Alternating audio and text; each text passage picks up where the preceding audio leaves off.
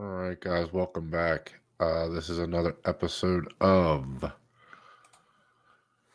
Spoiler Review Last of Us Episode 3. Really great episode, guys. Can't wait to get into it. Sorry it's a little late this week.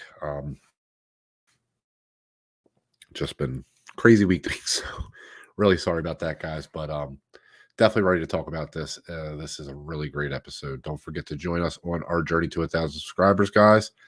Please help us out and get to 1,000 subscribers. We are trying to get there so we can do some more things with the channel. But we have some things coming soon too that we want you guys to know about. So we will be announcing that as soon as we have some more concrete things. But we are trying to grow this channel, guys. So please help us out there. Um, but yeah, let's just get right into this. So, so we start off. Um, you know, Joel and Ellie are having. He's kind of showing her how the world is now, and giving her little explanations here and there, and she keeps asking for a gun, which is great. And he's like, "No, not happening.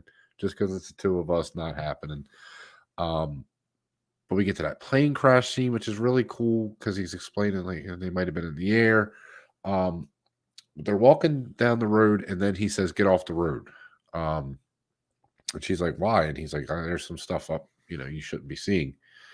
So of course she's going to go and see what's going on, and we see all these bodies decayed, bones just laying there. We see these specific type of cloth, and then we go back in time to the outbreak, and we see those particular cloths again on the people that that's wearing them, and it's a mother and her baby trying to, well, they're trying to get the heck out of there. They're being rounded up by the military, and we have all these cameras everywhere, and we get this shot of Bill, Mr. Offerman, in his basement, bunkered down. He's not going anywhere. He's not having it. Um, so we cut to him coming out of the bunker, and nobody's there, and he builds up the town, his little area of the town that he, with fences and booby traps, and he's having fun watching and killing all these damn um, all the things trying to get out. I don't know what they're called. Not the clickers, but the regular ones. Shoots the one's head off while he's eating a steak, and he's like, "Yeah, it never gets old." Um, then we get Frank. He's alerted to something happening outside the fence. Somebody fell into a hole. He thinks it's one of the things trying to get him. Turns out it's Frank. Now, this has changed from the game very much in the sense that we don't see this in the game. In the game, Frank's already gone. Bill's still alive. So, uh, little different. Well, a lot different. But we get to see these moments of, first, it's them with the dinner in the beginning, then playing the piano, and being like, "No, no, no, you're not good at this. You can't do this. That no, not this song." And Bill sits down and plays, and they have this moment where, now the song is sort of about a forbidden love, and they kiss. And it's a funny line he says to him. He's like, "Bill," he's like, "Go get a shower." He's like, "Okay." He just walks upstairs and go get the shower. And then we have the love scene, and that's their natural progression in this. That's where they're at this point. They're ready. They're ready to bone. They ain't been around anybody in forever.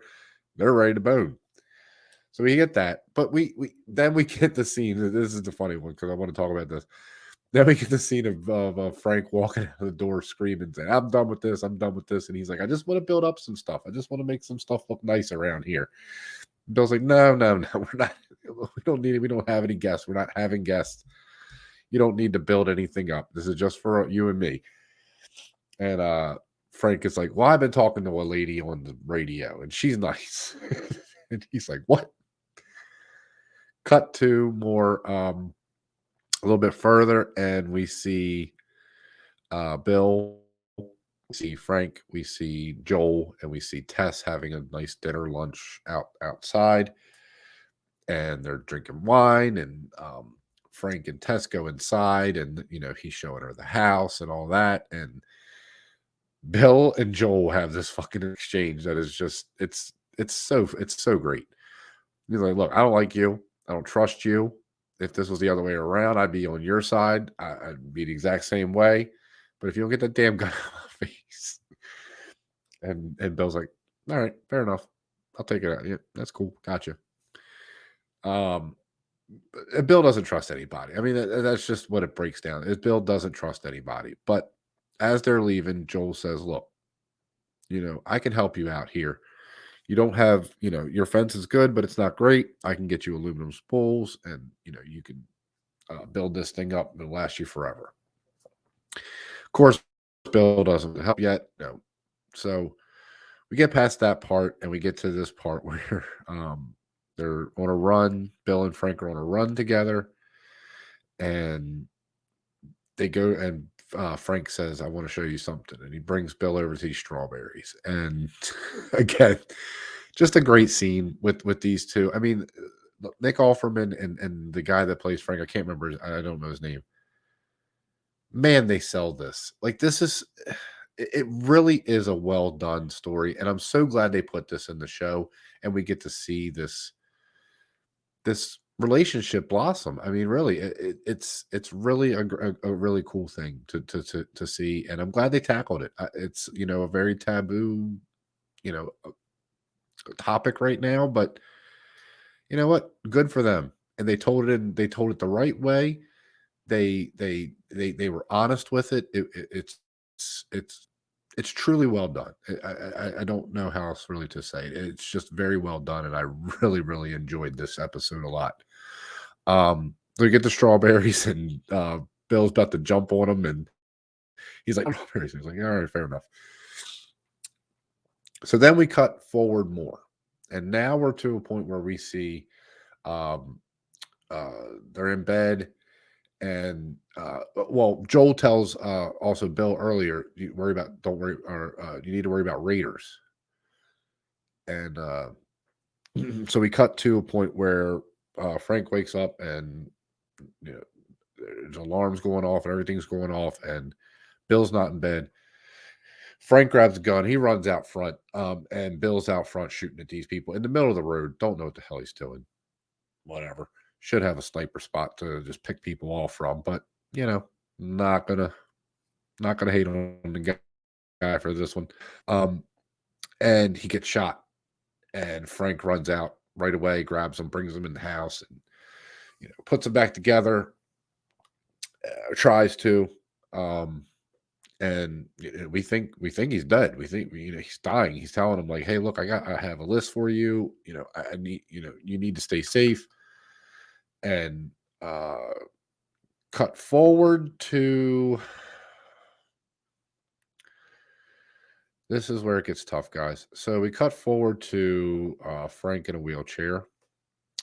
He's obviously has some type of disease or something that's debilitating him. He's painting and he's watching Bill, and they go through their day and they go to sleep. And the next morning, Bill wakes up and Frank's not in bed with him. And we see Frank in the wheelchair. And he's like, "It took me all night, but I got up here." And Bill's like, "You shouldn't be doing that." And then they have this conversation about Frank basically says, "Look, I'm done. This is my last day. I can't do it anymore. Um, give me one last day." And Nick Offerman in this scene, first of all, absolutely amazing. Um, but he doesn't want to let go. This is the tough, this is the love of his life now. Um, he's not willing to just let it go. And he tells them his whole plan about how he wants, just put all the pills in my wine. We're gonna have one last day, together. I'm gonna fall asleep in your arms. And we go through the day, and he makes them the same dinner that they had the first night they met, the first day they met, which was the duck. Um, they had the duck with the wine because he says to him, and I didn't mention this, but he says to him, something about a man being or somebody that pairs a duck with certain type of wine. Um, and so they're having their dinner, and they're done with dinner, and Bill brings out the two glasses and the wine, and pulls out the bag with all the crushed up pills in them, and dumps them into Frank's glass and hands him his glass. And you think that's what's going to happen, and he says, "Is that enough?" And he says, "There's enough there." And he drinks it. And then Bill immediately picks up his glass and drinks his whole glass. And he's like, "Wait, you put enough in the whole bottle, didn't you?" And he said, "Yeah, I put enough in there to kill a horse." So now they're both dead. They're both dead, dying. So he says, "Carry me upstairs." And they go upstairs. And that's it. That's the end of that story. And I wish we had Bill a little bit more. I love Nick Offerman, so I wish we had Bill for a little bit more in this season. But I understand why they did what they did, and I think it's the right decision. And overall, though, I really, really, really, really enjoyed the way they played this out. And I really think they cared for each other. Obviously, they loved each other, and they got married on that last day. I'm going to remember mention that also. They were married. Obviously it was just that too, but that's how they wanted to do it, or that's how they could do it. So that's how they did it. And yeah, it's a really tough last scene in this series of their story. Um, so then we cut to Joel showing up to the compound, and nothing's happening, and he's like, "What the hell's going on here? It's a little weird." We find out that he trusted Joel at least some, or sorry, Frank trusted Tess enough to give her the code to the gate because he puts the code in and gets right into the gate. They get inside and they're looking around. They can't find Bill and Frank, and Ellie finds the letter, and it's addressed to anybody that finds it, or probably Joel, which is really funny. And she reads the letter, and he's telling him how they weren't friends, but he respected him and he trusted him. Not trusted him, but he respected him, and he knew he would do the right thing. He gives him the other code for the bunker, and he has the key for the truck on top of the letter when she found it. And he says, we killed ourselves, and we're upstairs in the bedroom. We left the window open so the house wouldn't smell. And then you see Joel and Ellie. First, she's like, "You need to get a shower because I'm not sitting in the damn car with you, smelling the way you are." And we get the scene where once he we go to the bunker scene. I want to talk about this. So the bunker scene with all the damn guns everywhere, and she's again, "Can I get a gun? Can I get a gun?" Because there's guns everywhere, and he's like, "No, get the hell out of here. Just go get ready." So she winds up finding a gun though in the drawer, which is I think the same gun that Frank used against the Raiders, helping Bill. So she puts that in her little knapsack there, backpack, and they get in the car, and she's playing with everything because she's never been in a car before. And he's like, "Put on your seatbelt," and she's like, "What the heck is that?" And he reaches over and puts it on her, and it's a really little cool little quick scene. And then she puts the music on. She finds the tape. She puts the music in, and Oh, I can't remember the name of the song now. It's been since I watched it. It's been a few days. Um, Joel likes it obviously, and he starts singing. I think it's a country song. I think it's Patsy Cline. I might be wrong on that. Don't hold me to that. Um, but he starts singing the song, and Ellie's not having it. Um, and they leave. They're on their way now to to the west to find something. Well, he wants to find where his buddy is, and where that compound is. They're part of the Fireflies, or he was a part of the Fireflies at one point, and maybe they can help her. Yeah, guys, and that's where this episode ends. Again, guys, I just think this show in general, but this show is just killing it. I mean, this is top tier level stuff we're getting from this show, guys. I mean, this storytelling at its greatest. We are getting a lot of depth in these characters, man. I mean, a lot of depth in these characters, and it's really going to pay off, I think, in the end. Um, they're working with the original creator of the game or director of the game or something. I don't know who he is exactly with the game, but he was uh, part of the game, and I really think it's benefited them to have him there to sort of say, look, these are things you can take liberties with, these are things you can't. And the things they can't, or at least the things that, haven't deviated from the game have been perfect. And the things that have deviated from the game have been perfect. They really have done a great job with blending in these new ideas and these new ways they want to tell the story. Because look, guys, I mean, this isn't a 8-hour game. It's a 10-hour, 11, 12-hour season of story that they have to tell. So they're gonna add stuff. They're gonna take some liberties here and there, but they're being respectful to the content, the original content. And that I think is so important in these video game adaptations, man, is just be honest and real to the product, to what came, to the game itself, because that's all we want. We want the stories that we see on the games in the movies. That's what we want. We want those stories because we've played them now. We want to see them. So guys, I'm really excited about this season. I can't wait to see what else happens, and how they, what they do change, what they keep the same, and just how this all plays out.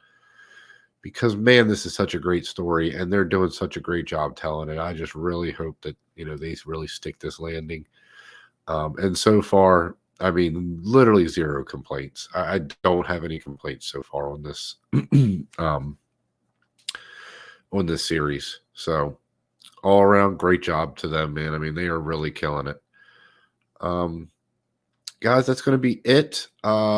Again, please join our journey to 1,000 subscribers, guys. Like and subscribe, and hit that notification bell. Share with your friends. Let everybody know about us, please. We are trying to get to 1,000 subscribers. Guys, also you can check me out on Movie Lovers Unite channel. Every Wednesday we are doing spoiler review there also. There's a bunch of us that do it. Anthony, John, um, Tamika, and In the Front Row is her channel name. Really, really great um, uh, group of people, guys, and we all talk about Last of Us there too. So please check that show out. I'm on that every Wednesday, and I'm going to be here, guys, every week, doing things on this channel every week. So please check me out here. Check me out on the Facebook group, on Twitter, just at Jedi Master Tuck, and the Benverse. Please, guys, go check out the Ben Facebook group. This is all of our channels that we are joined together under one banner, Mr. Ben Rayner, the Benverse. Channels unite. This is all of us together, guys. We are all working together to bring you guys the best content. So please check out all the different channels on the Benverse. That's all I have for tonight, though, guys. Again, just really love this show and really excited for the future of it. So leave some comments and let me know what you guys think about this episode. Let me know what you liked, what you didn't like, where I'm wrong. Maybe what I got right. Might have got something right. Who knows? I tend to do that once in a while. But love you guys. We will see you next time here on the spoiler review for The Last of Us. Have a great evening.